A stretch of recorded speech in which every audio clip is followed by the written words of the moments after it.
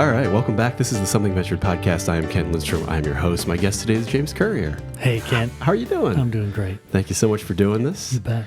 In this podcast, I explore the reality behind the Silicon Valley headlines as I sit down with the people who are shaping the way we view the world online and beyond.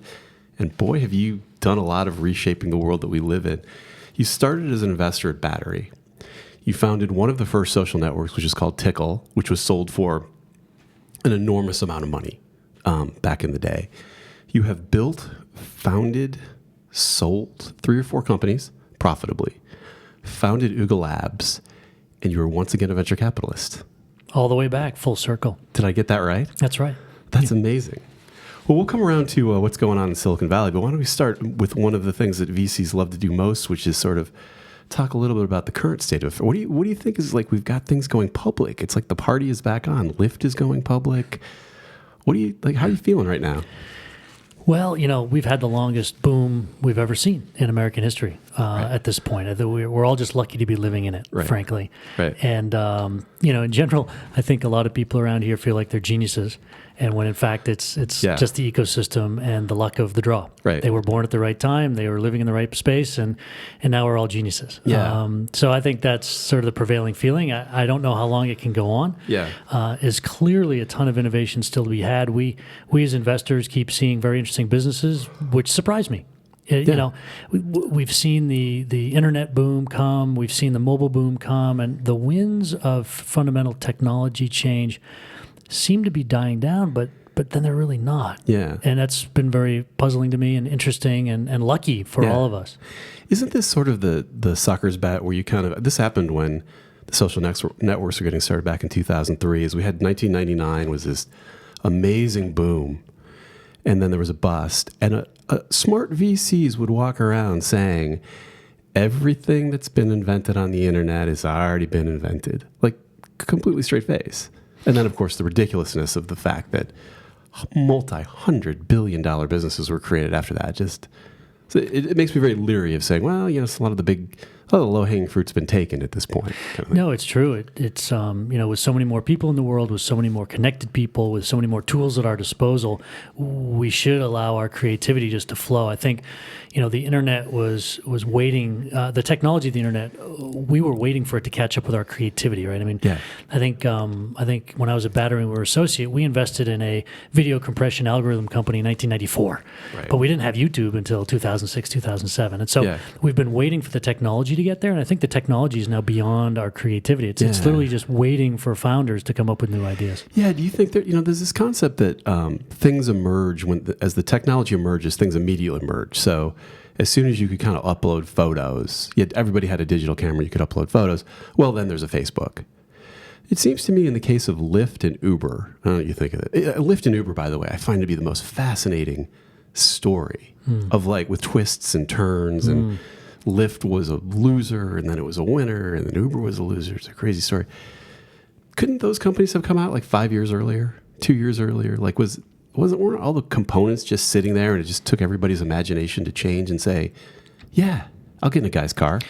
That's an interesting question. In general, my opinion is that generally doesn't happen. The Lyft and the Uber thing, I think, really only happened because of the map. And the map was only available starting in 2008.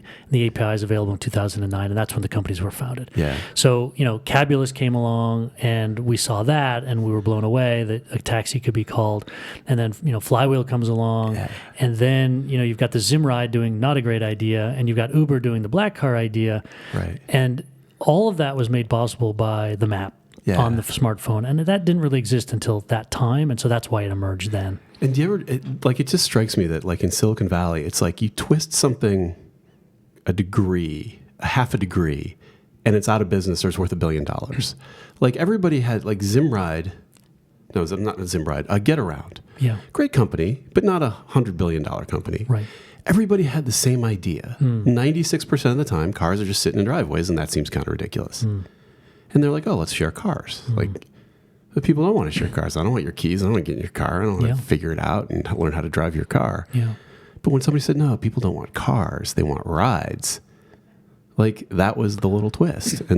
And there's Uber at $80 billion or whatever it is. Yeah, and prior to Uber there and Lyft, and of course, remember, Lyft came out 30 days before Uber did. No, nobody remembers that. Oh, yeah. So I mean, I know it's true, yeah. but nobody does remember that. That's right. That's right. But there had been a bunch of web-based and email-based and SMS-based ride-sharing services prior to Lyft. It's just that their reason to live was greening the planet. Lowering your commute. But as soon as you turn it so that people can make money, then it gets a lot more interesting. Same thing with couchsurfing. Couchsurfing was pretty interesting. Right. People were sleeping on other people's airbeds, but then Airbnb let people make money. Something becomes more interesting. Yeah. There are a couple companies that we could have done much earlier. Airbnb. Yeah. Groupon. Right. Yeah. Right? Those two companies in particular could have been done 8 years earlier if once we had credit card processing on the internet and everybody felt safe with that in 2001, 2003, that area. But just no one thought of it. I'm amazed by those because those companies are just sort of like people imagining things out of whole cloth. Like some kid just imagining, I would sleep on the floor in San Francisco for $100 because I don't have like $1,200 a night for a room. That's right. There was a company called Sidecar at the time. And this fascinating, Sidecar's gone. Every woman I knew preferred Sidecar to Lyft or Uber. These were earlier days. But on Sidecar, you could request a woman driver. So sometimes, and again, earlier days, so people were less confident about ride sharing. And then Sidecar just disappeared. Yeah. I expected Lyft to disappear. They took a couple bets. They took a couple angles on their marketing or their growth or their fundraising, and they just happened to be wrong. Yeah. And a lot of people who get it, quote unquote, right, just took some bets and they just got lucky. Yeah. As an investor, what do you think when you look back at Uber? Like I'm struck by the number of people who had the opportunity to invest in Uber and passed. Like it's notable. Sure. Like, what do you? No, I think, with any of these businesses, you just need more at bats. And with a VC firm in particular, you need more at bats because you often will get it wrong. There's really a lot of randomness. I think Y Combinator has really proved this. Yeah. They're cranking out 40, then 60, then 80, then 120, now 200 companies per class, and they're still getting one or two or three that work. Yeah. And they don't know. Right. And most venture guys, even at seed and Series A, don't really know. None of us do. You only really start to know when they're at B, and even then it's hard. So I think that we all have to take a little bit of a step back and just say, look, guys, there's a lot more randomness than we all want to believe in this market, and that's okay. Yeah. And the question is just attaching to great people and having lots of bats. Yeah. It's funny. It seems that venture capitalists as a class, you talk a lot in your work about storytelling, the importance of telling a story. It is something that VCs for themselves are kind of good at. Like VCs who got lucky seem to be very good at, like, the story in retrospect was, well, I knew all along that, once you had the phone and the map, like, well, it was obvious that there would be an Uber, and I knew that this guy was a vaunted entrepreneur, and that's why I invested. Yeah. I think the VCs who say that are being honest, meaning they have a pros and cons list when they make the investment, and then they weigh them back and forth for a couple of days, and then they make their choice. Later on, you remember the reasons you made the choice to invest, and that becomes the reason you invested. Right. And that's true. Yeah. What they don't say later on is that, there was 18 other things that I was thinking would kill the company, and those turned out not to happen. Yeah. Well, in Airbnb, I remember that, like when Uber started. And what people forget, for those who passed on it, because it's easy to make fun of people who passed on it, that the CEO at the time wasn't even doing it full time. And they had put on Craigslist an ad to find a CEO. So if you were a smart venture capitalist, you'd look at it and say, well, that is not the kind of high conviction, whatever the hell you're supposed to say, management team that I'm looking for. And then, it scoots down the road a little bit, and all of a sudden, everybody is one of the most viral things I've ever seen, because, of course, you're sitting there waving down a cab, and your friend's like, well, have fun. I'm just going to go. My black car is going to pull up, and I'll see y'all later. Yeah. Yeah, a lot of these things aren't obvious, and there's lots of reasons to say no. It's easy to say no. One of the things that is interesting about VCs in general is that some of them lean negative and some of them lean positive. That's interesting. And generally, my experience has been that the East Coast venture firms, or the ones that at least were founded there, tend to lean negative, meaning they're looking for all the reasons not to invest, and if they find some, then they won't. Yeah. So they get far fewer big hits, but they get far fewer zeros. Yeah. And then there are some who lean positive, and they get a bunch of zeros, but they also get the big hits. Yeah. What a crazy world. So how do you you're back to being a venture capitalist, and your firm is unique. Do you want to talk a little bit about what? Yeah, it's called NFX. Yep. And It's a $150 million first fund, and we invest $1 to $3 million for 15% of a company at the seed stage. Yeah. And we are all founders. We've all founded multiple companies and exited them all very well. Pete Flint is the other managing partner, along with Gigi Levy-Weiss in Israel. Pete Flint was the first employee and on the founding team of Last Minute in the UK, which sold for $1.1 billion, and then his second company was Currier, which sold for $3.5. It was a marketplace in the real estate space. And then Gigi's by far the top investor early stage in Israel. He's an amazing guy. And so the three of us have a fund, and we make these investments. And we've made 24 investments, and we'll make 34 in this fund, and then we'll raise another fund. And you have a fairly particular thesis that value is created in a certain type of company, I would say. Yeah. So what we saw, what I saw back in 2004 when we sold Tickle to Monster for about $110 million, we saw that our company was really well run. Our company had really great technology and great people. Yeah. And their company was not particularly well run, but it was still worth $7 billion. And we realized that it was because of this network effect that they had between the employers and the employees. Yeah. People put up their resumes, and then employers hire them. So the employers were stuck. The employers were stuck because if you want to see the resumes, you had to be, exactly. Yeah. So it's like Craigslist or eBay or any of these two-sided marketplace network effects. And so once we saw that, we realized that our next businesses, we wanted to have network effects. And so we started, we ran that for 2-3 years after the acquisition, and then we went back to starting companies, and we wanted to look for these network effects. We started becoming students of it. Yeah. And what we realized is, holy hell, most of the big outcomes in tech and probably in all industries going forward are going to have these network effects. Right. And it doesn't matter whether you're in biotech or whether you're in security or whether you're in SaaS, enterprise, consumer, whatever. Yeah. This element of a network effect gave you a defensibility, which is what created this massive amounts of value, not just unicorns, but the decacorns. Yeah. In enterprise, you have a really good defensibility called embedding, where you embed the software into your customer and they just can't rip you out. Yeah, right, That's great. Yeah. But most of those companies get to be worth $500 million. Yeah. $3.4 billion is a big exit, and I think the biggest SaaS exit has been $8 billion. Right. Whereas these network effect businesses tend to be, $10 billion, $30 billion. So if you're a venture guy and you're looking for the big outcomes, you really need to focus on the network effects, and that's our thesis. Yeah. And are they still out there? Have we? People think of the classic ones like Facebook having its network effect. I guess Uber isn't that long ago having this really real world, enormous network effect. Although weirdly, there's two of them. Like there's an Uber and a Lyft. Like one of them didn't take all. In China, there's not. In China, there's just Didi. It became a monopoly. I guess it turns out that on the driver's side, you're kind of indifferent between the two. Or you can, I guess the switching cost between the two, you don't have to get out of your car. You don't have to do anything different. You just switch to a different app. Yeah. So that's what we call multi-tenanting. Right. So the drivers and the riders can multi-tenant. And which makes it not a very defensible two-sided marketplace network effect. However, Juno raised $50 million to try to take on Manhattan, to take on Lyft and Uber in Manhattan. And the thing that Uber and Lyft keep talking about is their supply side, which is the drivers and how much money and effort they spend on that. Yeah. So it looks kind of like it could be what we call a supply side marketplace, but it turns out it's not. It turns out that Juno was able to get a lot of those Lyft and Uber drivers to also offer Juno. In fact, they were as drivers telling the riders, please use Juno. I get more money when you do. So that seems like a network effect brewing, right? Like that's exactly. Or a viral effect at least. Effect, right. A viral effect to grow new users.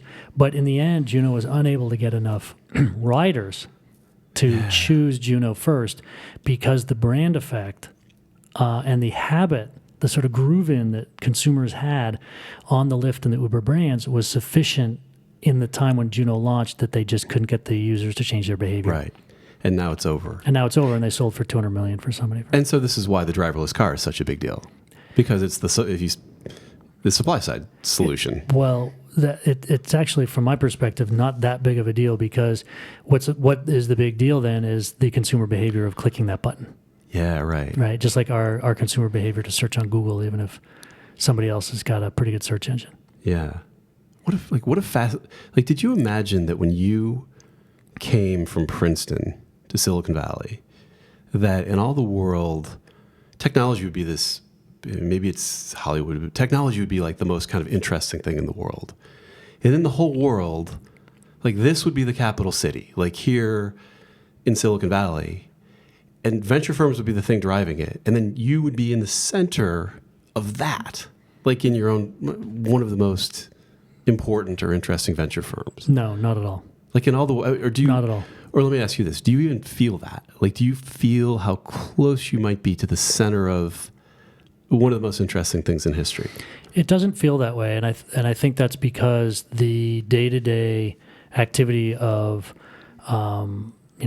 meeting with companies, searching through, sourcing more deals, working with your portfolio companies who all have problems. Yeah. All of us do. All the venture firms have problems. All the startups have problems. We're all just working on it day to day. Right. Some of them are life-threatening for many of the startups. It doesn't feel like you would expect to feel if you're at the center. And I think we are at the center, and I'm pleased with that, and I'm happy for that, and I feel very, very fortunate. But one, it wasn't the aim, and number two, it doesn't feel that way on a day-to-day basis because there's plenty of people who are at the center with me. Yeah. And I'll tell you why I came here. I came here because I was starting. I wanted to live an amazing creative life, and build a future. But I was trying to do it in Boston, and I couldn't hire anybody. Right. We started to take off, and I just couldn't find people who knew what they were doing. Really? And so we moved here after the crash in 2000 to look for basically designers who would understand how to help us build, the virally engineered businesses we were aiming to build with our A/B testing, which we had started doing over in Cambridge. And I got here, and the personalities of the people here were incredible. The openness, the future-looking, the liberal, but also interested in creating new things. It's like it was this magical mix of people just like me. Right. And so it was sort of like coming home. And the welcomeness, the help that I got from people like David Hornick and Andrew Anker and Michael, Chris Michael and Ann Duane and all the people that I met out here who just would immediately offer help without asking anything in return. Yeah. That was what brought me here, and that's what I thought I was joining, and it was like coming home to a family. Right. And certainly it's gotten much bigger, and it's starting to change. Yeah, I remember when I came to and there's the joke about San Francisco, or the Bay Area, but San Francisco, that the best time in San Francisco history was when you first moved here. Like if you moved here in the 70s, like it got ruined in the 80s. Here in the 80s, it was great, it got ruined. But when I got here, I guess it was the 90s, and I lived in the city and I worked in finance. And so it was a really artistic, bohemian community, and they were okay that you were the square guy. Like they'd invite you to their party and they'd pass you a joint. And you were the square guy doing finance, and they kind of thought that was funny, but there's no mean-spiritedness about it. And then as a finance guy who's like, I don't have that level of creativity to put on this play in the park or do whatever protest art you're doing, but you could kind of enjoy it and appreciate it. And I wonder if in some, there's the theory that going back, Steve Jobs, I think, talked about it or was an example of this, sort of that combination of creativity in the Bay Area, which you got when people were hippies or tuned in, turned on, and dropped out. And then the fact that we were building military computers here, but computers nonetheless. And somebody in that hippie community, maybe Stuart Brand, who knows, looked at those computers and said, those don't really need to be tools of oppression, which is what they were thought of at the time because the military owned them and the universities. But maybe they can be tools of enlightenment, liberation, or whatever they imagined. A computer on every desktop, yeah. And there is one on every desktop and in every pocket. It seems like we've gone way beyond. So as I came to Silicon Valley, as I left Deloitte & Touche, a fine firm but not very entrepreneurial, that was kind of I was at the end of that feeling of the kind of the magic of computers. And we had years of that where like social networking being invented. You're like, I've reconnected with my world. Like these amazing things are happening. Yeah, and we had Wired magazine was just, that was the flag bearer for the community. Yeah, at the beginning part of this phase of Silicon Valley. That's right, and those guys I think came out of the. Do you remember there was it was before our time, the Whole Earth catalog. Yeah. Yeah, I mean the culture is under attack at this point. I mean, if you go back to the 40s, you had a group at MIT. The RAD group, right? It was about doing radar.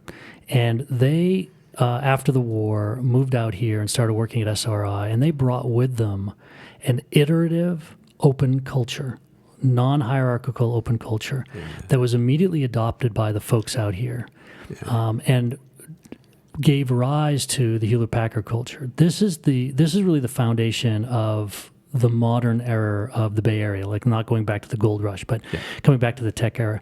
That cultural approach, no ties, low hierarchy, high iteration, openness, open sharing, merged very well with the hippie culture, as you say, with Kevin Kelly and Stuart Brand being two of the figures that really merged those two cultures of tech and hippie and psychedelics and whatnot. And thank God they did, because I think it's created some beautiful things. The issue then started, as it started evolving into more and more business orientation, it also started to develop momentum. And that momentum and that power, that sort of capitalism empowering this ideal of open sharing and iteration and discovery and future, the creation of the new, which has always been the Bay Area's strength and its DNA. Yeah. That gave rise in the mid-'90s and exploded with the internet, when suddenly anyone could touch anyone else who was creating something in the world. Yeah. Right? The Well and the various message boards there. And then you had, Wired Magazine and Wired Digital were then the flag bearers for that approach and that community, that merging of commerce with idealism. And then the technology found out what it wanted over time. Right. And in doing that, in creating these things, it also created big businesses. Mm-hmm. And those big businesses created money.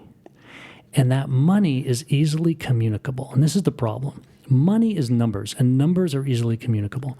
And so everyone outside of Silicon Valley doesn't understand the detail, the tapestry of what's going on here culturally and creatively and psychologically. What they can understand is the money. And if you are a journalist or if you are a blogger and you want someone to read your stuff, you talk about the money. You try talking about anything else, you get fewer clicks. And so thousands of people writing and watching and thinking about this end up talking about the money in order to get their traffic. And so what has been translated out of the last 15, 20, 30 years of boom here in Silicon Valley is money. And that is a big problem. It's a big problem because it's attracting people who think money's the most important thing. And money's, turns out, is not the most important thing, right? It's the creativity. It's the thinking of the future. It's the new thing. It's the drive to create something new for newness' sake. And that type of thought, which powered the 60s, which powered Wired Digital, which powered the early stages of the internet, is being swamped by a misdirection of attention toward money. And money's second, because money's the fuel, right? But the point of the rocket is the astronauts in space or the astronauts on the moon. It's not the rocket fuel burning in the atmosphere itself. Right. And people are mistaking that, and I think it's too easy to see why, because of the math of the clicks and the attention and what people can talk about and how people measure. But it's slowly souring the experience of being here with this family of people who are at their core open and creative and iterative and generous. Right. Because the creativity did also get the money. Like Steve Jobs did get paid for what he did. His miracle and his little band of people who, the pirates who left the building, that whole spirit also got paid. But that was I don't believe it was their starting point. I think they looked at computers and said, "Oh my God! Like I'm going to change the world." And of all the people who think that, they did. Absolutely. I mean, money wasn't the starting point nor the ending point for Steve Jobs or most of the people on his team. He took $400 million from Microsoft, his bitter enemy, because he just needed more fuel for his rocket. He didn't care about the fuel. He cared about the rocket. Yeah. What do you think in a company, for an entrepreneur, for a creator, how do you put together the two ideas of the person who sees something and says the world needs to be different. I know what this product needs to look like. I'm the inventor. This is what the world's going to look like. Versus the sort of raw, just iteration approach of like, I'm going to iterate. I'm going to A/B test. I'm going to put a blue line here, red line here. Blah blah blah. Can you get the same product from those two approaches? You can. You can. And the reason is because if you iterate to something that's working and it resonates with you as a founder and it resonates with the market, within a few months, your brain changes and you adopt a mission around the thing that's working.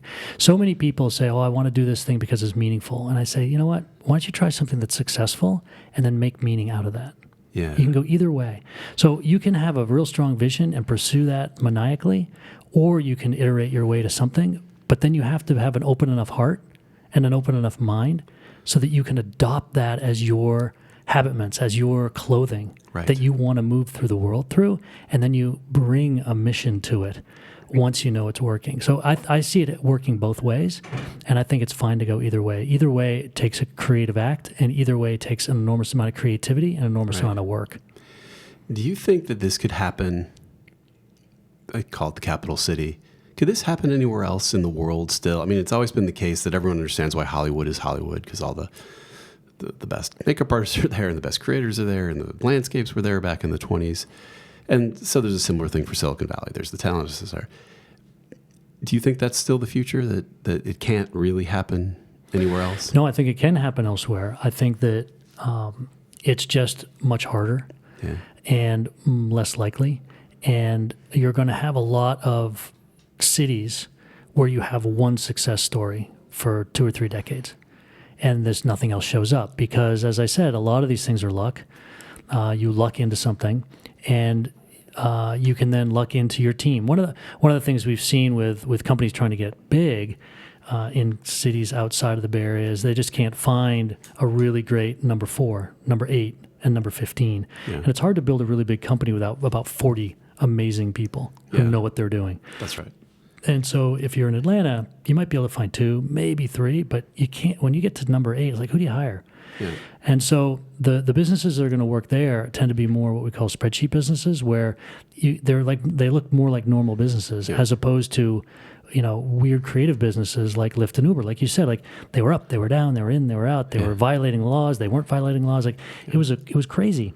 But the center held because there were so many people at both companies who had been at that rodeo before, had seen it before, who had this cultural idea of creating something new and iterating your way and not freaking out when something goes wrong and not blaming, moving on, being generous. Like that whole cultural approach is very unique to this area and hard to sustain elsewhere. Yep. And when people talk about replicating Silicon Valley, I'm like, okay, you just got to replicate a mindset. Right. Because that's all this place is. It's a mindset. And that's what produces the bigger outcome. So sure, it can happen elsewhere. It's just harder. And we're going to see it in smaller numbers. So Mark Andreessen always talks about people come from other countries and they're like, well, we want to have an innovation center like you. How do we do it? He's like, well, you change your culture, you change your bankruptcy laws, you get a Stanford. They're like, well, we don't want to do all that. What do we do? He's like, well, then you can't have this. It is an amazing culture of. I had somebody on from who runs Startup Mexico, and in Mexico, he said the entrepreneurs all want the others to fail, like. It's very class focused. So it's like you don't celebrate other people's success and you keep everything really secret. Correct. And you try to keep other people from getting, he's frustrated by it. And it's so notable that in our country, in our economy, in our world, that's really not the culture in Silicon Valley. It's not the culture in Silicon Valley, but I'll tell you, it is kind of in Boston. And that's where I grew up. Yeah. And I'm a 13th generation New Englander, and so I know of that culture. And it's zero-sum thinking. It's zero-sum thinking, which is a little bit why some of the New Englanders really like Karl Marx. Because that was really the fundamental mistake he made in thinking through how wealth is generated, is he thinks of it as a zero-sum game. And Hegel pointed out that, no, we create the world from our own minds. And Marx says our minds are shaped by our environment, and therefore this is what happens. And so his big mistake is thinking that it's zero-sum when it completely isn't zero-sum. I mean, wealth generation all wealth is, all money is belief in the future. Yeah. It's condensed belief in the future. And so the more we all believe in the future together, and we all believe the future is more predictable, money just emerges from nowhere, frankly. And in places where it's zero-sum thinking or people don't have confidence in the future for whatever reason, the money just evaporates. It literally, like you can see it in spreadsheets. I remember a business school case where called Angola, and the U.S. gave them $4 billion, and then it evaporates. And the question of the case is, where did the money go? And all these people at HBS spend all this time looking at the spreadsheets trying to figure out where it went to track down the mystery. The end of the case, the idea is, well, no one believed in the future, and so the money just evaporated. And that's actually the HBS answer to where the money went. Wow. That's incredible.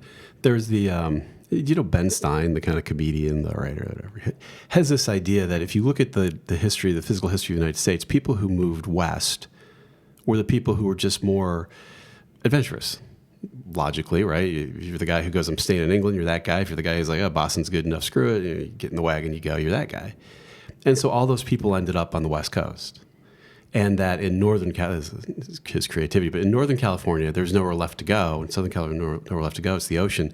So people went up into their mines and created technology in Silicon Valley and then created movies in Hollywood. And that's the world we're living in. Yeah. No, I feel like there's a selection. We all select ourselves into certain areas or certain places. It's been going on for forever. Yeah, it's the magic. I mean, you think of like PayPal comes to an end, or the people from PayPal just give money to things like Yelp, and they don't think, well, I don't want to give money to that guy. I don't want him to succeed. I'm rich. Then they make another $100 million on Yelp, and the guys from Yelp give money to somebody else. So it's just this concept that if you just give, invest, share, good things happen to you. And if you help this guy, he'll help you a little bit down the road. And I've never seen that in Chicago, New York, or any other place in the world. Yeah, it's the non-zero sum thinking of this community, and it's such a precious commodity. And so, when we see people come in here with a zero-sum game thinking or I wish to Schadenfreude type of approach where I'm happy for my neighbor's failure, we have to squash that as much as we can, because that's the precious thing we've got here is a large enough community that feels that way culturally that we can produce all this new stuff. What do you make of the people who make enormous amounts of money being at... I heard something interesting recently where people talk about mafias, which is that all the people from PayPal went on and did amazing things like Mark Andreessen. And they said, no, there's not going to be a mafia from Pinterest or from whatever, not picking on them, but the newer companies. And the reason he said when the PayPal people left, and excuse me for saying, you can only say this in Silicon Valley, but the PayPal people hadn't made that much money. They made millions of dollars, so I hate to say that, but hadn't made that much money and were really young. And so they actually had a lot more time and more to prove. Whereas the people who make $50 million at Pinterest, or whatever company it is now, Uber, are less likely to be that guy. Do you believe that the PayPal mafia was kind of a point in time and a thing in time? I don't think that. I think that anybody who makes that kind of money has just gotten on the lucky train to be the best person they can possibly be. Yeah. And that includes giving patronage, angel investing and whatnot, to other people like themselves. That includes advising, connecting, encouraging, consoling the people around them. And that's the opportunity they have, and they should take that. And I think that that's going to be true for PayPal, and it's going to be true for anybody that comes after. I don't buy that argument because I don't think that people like Elon and Peter Thiel cared whether they made 10 million, 50 million, or 500 million. These are generative people. Mm-hmm. These are people who weren't in it for the money anyway. And so they're not going to be affected whether they have 10 million, 50 million, or 500 million in the bank. It has no impact on the way they move through the world. And that's what's unique about this place is that the people who are like that all moved here. Yeah. Not all of them, but many of them moved here. And I would encourage anyone who's not in Silicon Valley, who's listening to this, to understand that. If you feel that way, and you're in a city where you're not surrounded by people who are just generating and creating for generation's sake, then you just need to get on a plane or a train or a bus or on your shoes and get your butt out here because we need you. We need you out here. We need that mentality. You know, I've got a neighbor who bought 2 houses, combined them together, put crazy statues in front of them. He's got 2 kids. He wants 5. He started a company, sold it for $3 billion. He became a venture guy, left the venture firm, started a new venture firm. The guy just generates. Yeah. And he's from Europe, but he's here. Yep. And he couldn't have done that in Europe. Yep. It wouldn't have been the same. It wouldn't have been as fast. It wouldn't have been as explosive. And he moved here and he's found a home here. And I meet so many people like that here. And my wife and I have 4 kids, and we're just generative people. Yeah. Yeah, I get emails from people all over the world who listen to the podcast as sort of their their view into Silicon Valley. And somebody from Dublin recently explained to me that they try to do entrepreneurship there and they raise money. But he said the thing that happens is when we raise the money, that's the thing. And so we've raised $4 million, and our goal is to, as long as possible, make the $4 million last so we can hang out together and work with our friends, which is fine.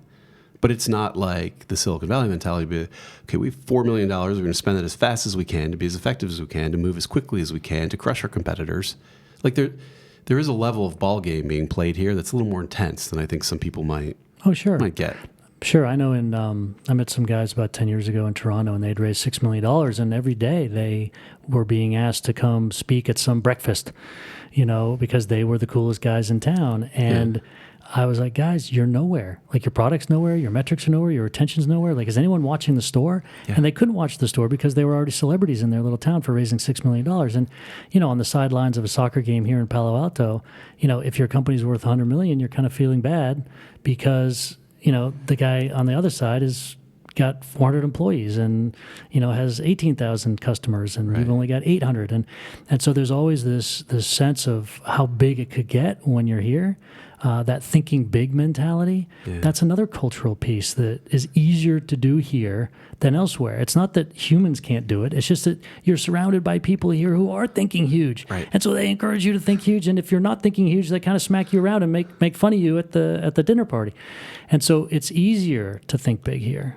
Yeah. I know when I go to LA and look at companies, they're very reasonable and they're very practical and they grow and you get them and they're video. But nobody's saying some crazy like, oh, I'm going to get people hopping into cars. It's just not them. Like, this is not what it's just not how they are. Yeah, I think I feel LA coming on. I feel LA starting to think a little bit bigger just in the last 3 years. Given the movie business, it's in their DNA. Yeah. Like, the movie business is not insanely different from, their product's kind of a little more, they're building within a narrower range and they're telling creative stories within a 1.5 to 2.5 hour film format. Yeah. But the idea that, hey, we're going to get a bunch of people together and do something crazy is not alien to That's LA. Right. That's right. The guy I respect almost the most of all is Masa-san from Japan. Why, yeah. Imagine this guy. He's half Korean, and so he's looked down upon by most of the Japanese because they look down on Koreans for some reason. And I think his mom was a maid or something. And this guy gets a scholarship to Berkeley and then goes back and builds SoftBank. The guy's transforming the world. But this guy has done all of this in an environment which does not reward thinking big. It does not reward entrepreneurship. There's no help for him. This guy was so generative that he pushed back an entire culture around him in Japan to do what he's done. Yeah. It's one of the most remarkable stories, and certainly perhaps the most remarkable internet story in the world. This guy is something else. And this story really hasn't been written. That hasn't. I think everyone's still almost a little bit stunned by it. Stunned. Like I try to. You think about it, you're like, I'm not sure that's happened yet, or I'm not sure whatever I'm seeing happened has finished happening yet. Yeah, and so that, I guess to that point, I don't want anyone listening to think that I'm thinking that the people in Silicon Valley are better. They're not. They just moved here and they're participating in a culture that makes it so much easier for them. Yeah. And I'm just pointing out that Masa-san was in the culture that made it nearly impossible, and he still pulled it off. And he did it anyway. And so, surround yourself with people like yourself, and try to, and in a way, this sounds bad to say, but you got to shut out the people who aren't like you. Yeah. The people who are giving you bad advice, like, you got to get away from them. Yeah. On a day-to-day basis, as a venture capitalist, how do you feel about the future of Silicon Valley? Like, how are you feeling now? Are you excited, or are you like, well, we've had a long boom and now it's time for a bust, and the fun stuff's been invented and now it's into the... No, I'm honestly, I think maybe 5 years ago I was feeling a little bit down on the sort of the creeping money culture and the lack of the real focus on the right thing, which is the creativity.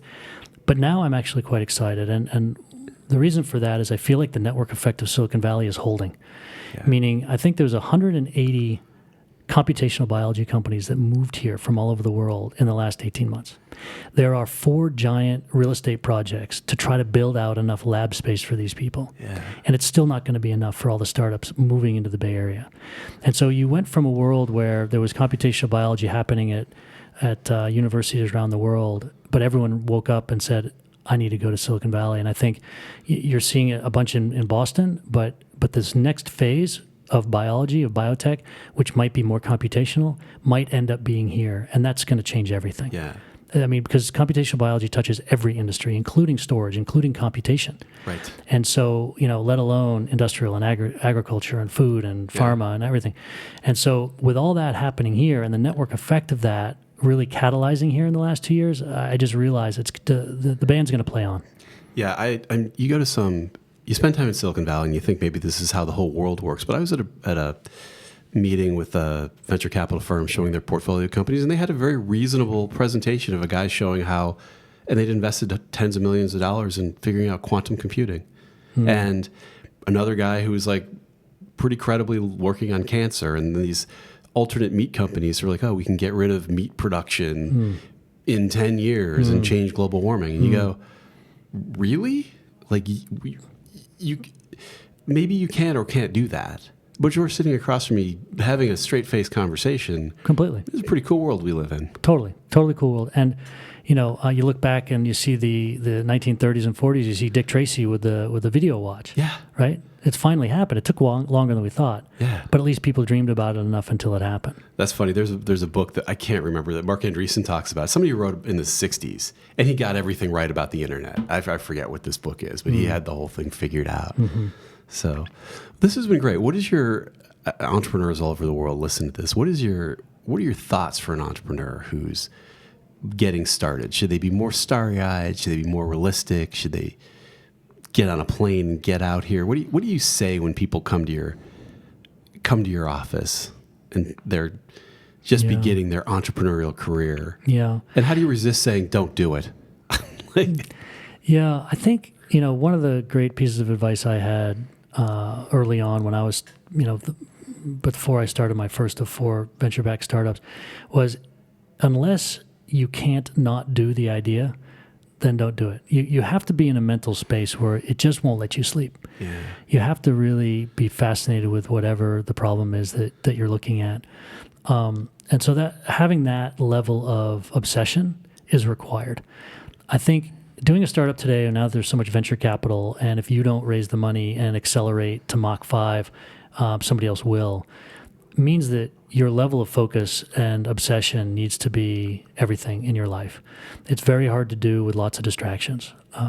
People typically drop all their hobbies, they drop their families, Right. and you need to expect that. Yeah. A lot of people talk about balance. I don't think that works when you're doing a startup. I don't think that's what you want out of the experience of doing a startup. You want that pure focus. You want that intensity. So you have to be willing to focus, number one. Number two, you have to approach it with an openness. The thing I see trip up founders so much is they're not open to negative feedback because, look, most things don't work. Yeah. And I could have 83 ideas a week, and maybe half of one is a good one. So that means I have to mentally and emotionally get rid of 82 ideas that I just had. So you have to stay open and flexible and iterative around even your passion project because you have to find the way the water is going to move through the rocks in the stream. Yeah. Right. And you need to have that kind of a mentality. And then the other thing is you need to focus on the people with you, because what these startups are is, from my perspective, is a scaffolding or a vehicle for you to have a transformative experience for yourself as a founder. As we say at NFX, there is no corporate transformation without personal transformation. And you want to create this thing so that you live this extraordinary life, so that you are drawn to be your best self. If you're a venture guy, you have to say no to 99.7% of the companies you look at. It's kind of a negative business. When you're a founder, you have to say yes to all these experiments, even when they fail. You have to say yes to hiring someone who you then have to fire 3 months later. You have to say yes to a new customer. And it's that saying yes, it's that optimism, it's that hope, it's that stepping into the new, which makes you your best person. And so you could work at a large company and be safe and be quiet. And for many personalities, that's the right thing to do. Yeah. That's great. Yep. But if you have the personality where you can't do that, where you need to do something more generative, recognize it's a vehicle for your own transformation. And if you don't look at it that way, it will give you too much pain and you won't survive. You have to look at it as a molding process that you are allowing yourself to go through, and that you're welcoming that transformation of yourself. You're welcoming your own mistakes. You're welcoming the connection to other people on your team that might end up molding you with their different opinions or their different personalities. And it's that artistic act which is at the foundation of creating the greatest companies. And if you don't realize that, then it won't be for you, and it'll be really painful. Wow. Well, James Currier, you make me optimistic about Silicon Valley. What a great time catching up. Great to see you. What? How do people? I shouldn't say get in touch with you, but find NFX or follow you, because you've got a lot compared to other venture not compare. You write a lot on these topics, and you have videos on these topics, and they're kind of worth exploring, I would say. Yeah, so on nfx.com/essays, you can sign up for the email, and we send it out about every 2 weeks with a new blog post or a new video or something that we've created around these topics and things that we're seeing, particularly around network effect businesses. And that's one way. Another way is to go on Signal. If you go to signal.nfx.com, that is something that we've built to allow founders to find the right VC for them. It's probably not us, but maybe it is us. But we don't rank ourselves any higher than any other venture firm or anybody else. It's literally just an open, free tool for founders to find the right VC for them. It was a tool we wish we had when we were founders, and so we've built it, and we've got an internal team that just builds stuff like that, and we just want to help the ecosystem. Okay, great. Well, James Currier, thank you very much. Thank you, Ken. All right, this has been the Something Venture podcast. Talk to you next time.